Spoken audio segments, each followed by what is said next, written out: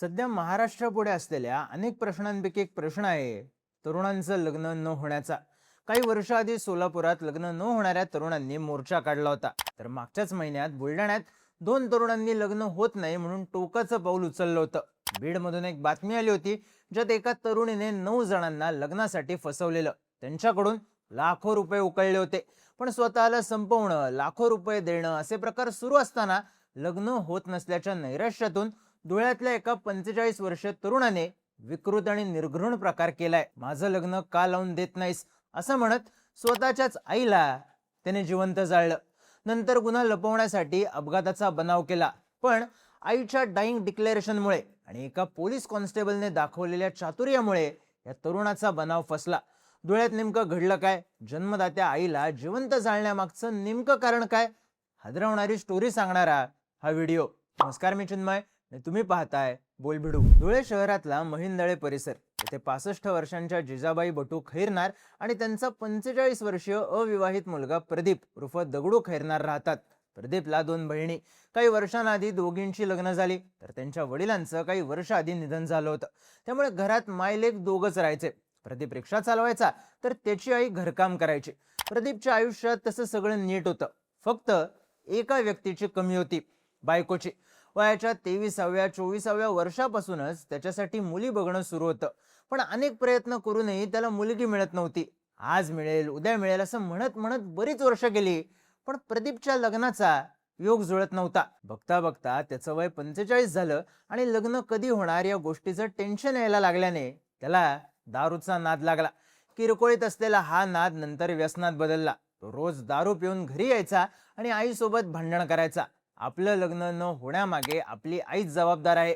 आईच आपल्याला नीट स्थळ बघत नाही, आलेल्या स्थळांमध्ये चूक काढते. बहिणींची लग्न लावून दिली पण आई माझं लग्न लावत नाही असं त्याला वाटायचं आणि हेच कारण सांगून तो रोज भांडण करायचा. अशातच आला 22 मेचा दिवस. प्रदीप सकाळीच रिक्षा घेऊन गेला. दररोजप्रमाणे त्याची आई जिजाबाई त्याची वाट बघत घराच्या दारात बसून होत्या.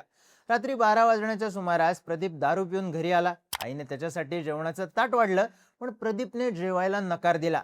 आईने आग्रह केला, पण तो नाहीच म्हणत होता. आईने आपलं लग्न लावून दिलं नाही हा विचार तो सारखा बोलून दाखवत होता.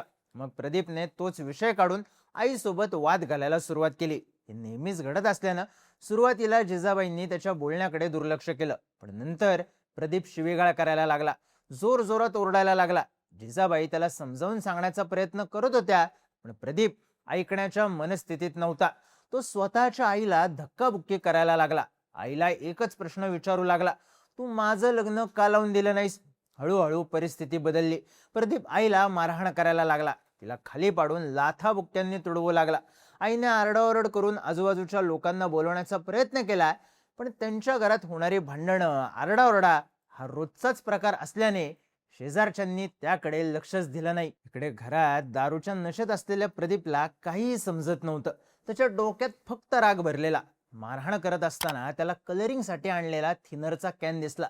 रात्री 1:30 वाजण्याच्या सुमारास रागाच्या भरात त्याने तो कॅन उघडला आणि जमिनीवर पडलेल्या आपल्या आईच्या अंगावर ओतला.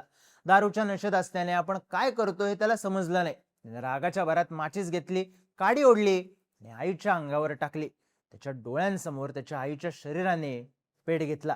जिजाबाई मोठमोठ्याने ओरडत होत्या आणि प्रदीप समोर उभा राहून आपल्या जन्मदात्या आईला जळताना बघत होता. जिजाबाईंच्या ओरडण्याच्या आवाजाने परिसरातले लोक घराकडे जमा व्हायला लागले. नंतर जिजाबाई यांच्या किंकाळ्यांनी प्रदीप हळूहळू शुद्धीत आला. आपण काय केलंय हे त्याच्या लक्षात यायला लागलं. त्याने लगेच एक चादर आईच्या अंगावर टाकली, पण तोपर्यंत बराच उशीर झालेला. जिजाबाई जवळपास 75% भाजल्या, पण त्या जिवंत होत्या. त्यांचा श्वास सुरू होता. त्याने आईला दवाखान्यात न्यायचं ठरवलं, पण आईला काही झालं तर, आपणच तिला जाळल्याचं लोकांना समजलं तर, याचं टेन्शन त्याच्या डोक्यात घुमायला लागलं. अशातच आजूबाजूचे लोक जमा झाले आणि प्रदीपने वेगळाच बनाव रचला. आई काम करत होती आणि अचानक ती स्वतःच पेटली. मी तिच्या अंगावर चादर टाकली, तिला वाचवायचा प्रयत्न केला असं तो लोकांना सांगायला लागला. लोकांच्या मदतीने प्रदीपने आईला आपल्याच रिक्षात टाकलं आणि धुळे जिल्हा शासकीय रुग्णालयात घेऊन गेला. पण त्याच्या शेजारी राहणाऱ्या देवीदास हिवरकर यांना प्रदीपच्या बोलण्यावर डाऊट आला. जिजाबाई यांची प्रकृती खूप गंभीर होती, पण हॉस्पिटलमध्ये गेल्यावर तशाही परिस्थितीत त्यांनी जिजाबाईंना घडलेल्या प्रकाराबद्दल विचारलं. जिजाबाई काहीतरी सांगत असल्याचं लक्षात येताच हिवरकर यांनी दवाखान्यात उपस्थित असलेल्या पोलीस कॉन्स्टेबलला बोलावून घेतलं.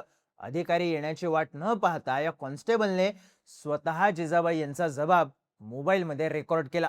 मुलगा प्रदीपनेच आपल्याला जिवंत पेटवून दिलं हे त्यांनी स्पष्टपणे सांगितलं. आणि थोड्याच वेळात उपचार सुरू असताना 65 वर्षीय जिजाबाईंचा मृत्यू झाला. मृत्यूआधी दिलेला जबाब हा डाईंग डिक्लेरेशन म्हणून ग्राह्य धरला जातो. त्यामुळे जिजाबाई यांनी दिलेला जबाब महत्वाचा ठरला. प्रदीपला वाटलं की कुणालाच आपल्यावर संशय आला नसेल, पण तो चुकीचा होता. थोड्याच वेळात धुळे तालुका पोलीस स्टेशनचे अधिकारी हॉस्पिटलमध्ये दाखल झाले आणि त्यांनी प्रदीपला ताब्यात घेतलं. मी काहीच केलेलं नाहीये, आईचा अपघात झाला असं म्हणत तो विरोध करत होता.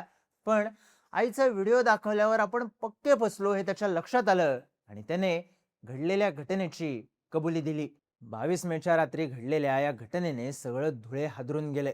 ज्या वयात मुलाने आईला तिच्या तब्येतीला जपायला हवं, त्याच वयात लग्न न होण्यामागे कारणीभूत असल्याचा आरोप करून एवढ्या क्रूर पद्धतीने आईचीच हत्या करणं हादरवणारं आहे.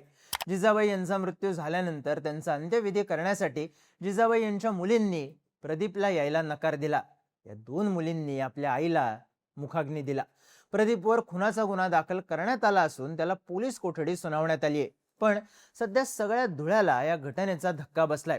कारण चर्चेत आहे दारूची नशा, आईसोबतचं भांडण आणि लग्न होत नाही या कारणामुळे आईला जिवंत जाळणारा 45 वर्षांचा नराधम.